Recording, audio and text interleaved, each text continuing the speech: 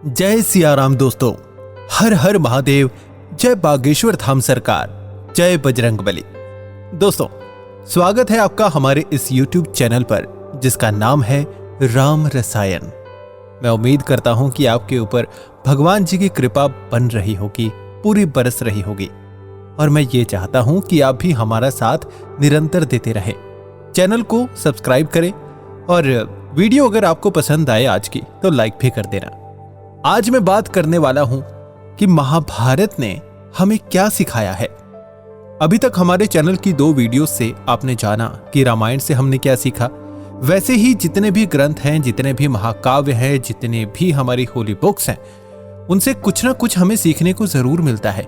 और अगर इंसान उन चीजों को, उन बातों को, उस ज्ञान को अपने जीवन में उतार लेना तो वो कभी भी परेशानियों में नहीं आएगा।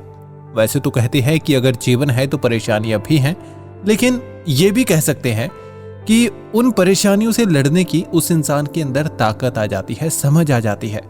बहुत से ऐसे लोग हैं जो परेशानियों से लड़ना जानते ही नहीं हैं, उन परेशानियों के आगे घुटने टेक देते हैं।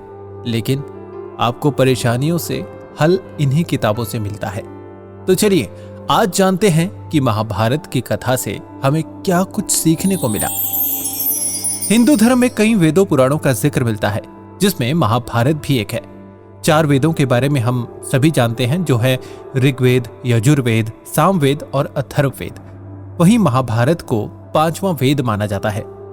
महाभारत की कथाओं के बारे में हर किसी को जानना चाहिए, क्योंकि इसमें धर्म के साथ ही राजनीति, आध्यात्मिक, देश, समाज, विज्ञान आदि से जुड़ा ज्ञान मिलता है। इसीलिए इसे सभी पहलुओं से जुड़ा उपयोगी और प्रासंगिक ग्रंथ माना जाता है। इसका पाठ करने से मनुष्य का जीवन श्रेष्ठ बनता है। आइए जानते हैं महाभारत की कथा से मिलने वाली शिक्षाएं क्या आज के समय में भी काम आ सकती हैं। महाभारत की कथाओं से सबक और सीख दोनों ही मिलती है, और ये आज भी उतनी ही प्रासंगिक हैं। बल्कि ये कहना भी गलत नहीं होगा कि महाभारत की कथा से मिलने वाली शिक्षाएं हर काल में प्रासंगिक रही हैं और रहेंगी। महाभारत में ज्ञान का एक ऐसा भंडार है जो संसार में कहीं नहीं। आइए जानते हैं महाभारत से मिलने वाली वो शिक्षा जो आपके बहुत काम आएगी। पहली है, अधूरा ज्ञान खतरनाक होता है। महाभारत की कथा से यह सीख मिलती है कि अधूरा ज्ञान बहुत खतरनाक होता है। केवल खतरनाक ही नहीं, बल्कि ये विष के समान जानलेवा भी हो सकता है। अर्जुन के पुत्र अभिमन्यु ने मां के गर्भ में चक्रव्यूह में घुसने का ज्ञान तो पा लिया, लेकिन उससे निकलने की जानकारी नहीं मिली। यही अधूरा ज्ञान ही उसके लिए प्राण घातक साबित हुआ। महाभारत युद्ध के दौरान उसकी मौत चक्रव्यूह में फंसने से हुई। इससे हमें यही शिक्षा मिलती है कि अपने कार्यक्षेत्र का पूरा ज्ञान होना जरूरी होता है। दूसरा, जुआ खतरनाक होता है। महाभारत युद्ध की शुरुआत का मुख्य कारण ही जुए से जुड़ा है। जब पांडव जुआ में सब कुछ हार चुके थे, जब आखिर में उन्होंने अपनी पत्नी द्रौपदी को दांव पर लगा दिया और जुए में हार गए, इसके बाद द्रौपदी का चीरहरण हुआ, जो कि महाभारत युद्ध का कारण बना। इसीलिए महाभारत से यह शिक्षा मिलती है कि जुए या सट्टे से दूर रहना चाहिए। तीसरी शिक्षा, संतान से मोह। संतान से हर माता पिता को स्नेह और प्रेम होता है, लेकिन महाभारत से यह शिक्षा मिलती है कि संतान से अनुचित मोह गलत है। धृतराष्ट्र ने अपने बेटे दुर्योधन को राजा बनाने के लिए उसके पाप में भी उसका साथ दिया, और इस तरह से पुत्र से अनुचित मोह ही महाभारत युद्ध की शुरुआत हुई।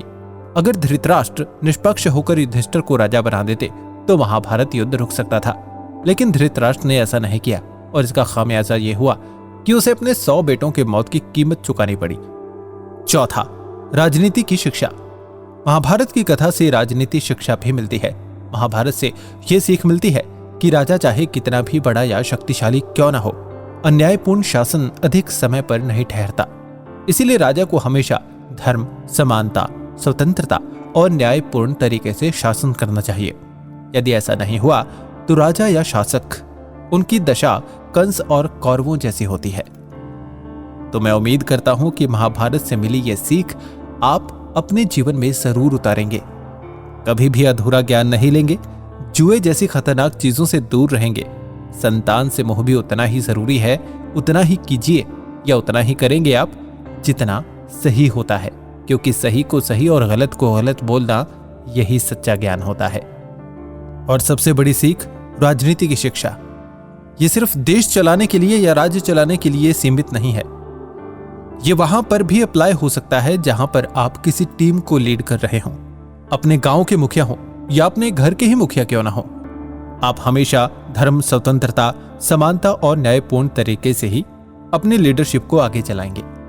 तो चलिए, उम्मीद करता हूं आपको आज की वीडियो काफी पसंद आई होगी। आज की ये महाभारत की सीख अच्छी लगी होगी। अगले वीडियो में फिर से मिलेंगे। तब तक के लिए हमारी वीडियो को लाइक कर दीजिएगा, चैनल को सब्सक्राइब और कमेंट बॉक्स में लिखिएगा जय सिया राम। मिलते हैं अगली वीडियो में।